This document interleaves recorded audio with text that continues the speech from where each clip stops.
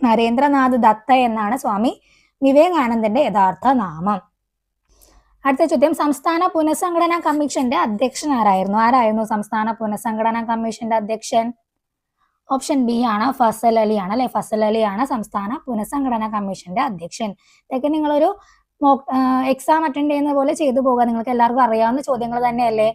അടുത്തത്, വിദ്യാധിരാജൻ എന്നറിയപ്പെടുന്ന നവോത്ഥാന ചിന്തകൻ. വിദ്യാധിരാജൻ എന്നറിയപ്പെടുന്ന നവോത്ഥാന ചിന്തകൻ ഏതാണ്?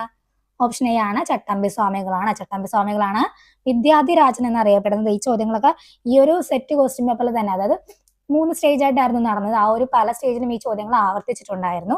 ആവർത്തിച്ച ചോദ്യങ്ങൾ ഞാൻ വീണ്ടും ആവർത്തിച്ച് തന്നെ എടുക്കുന്നുണ്ട്. ഓക്കെ.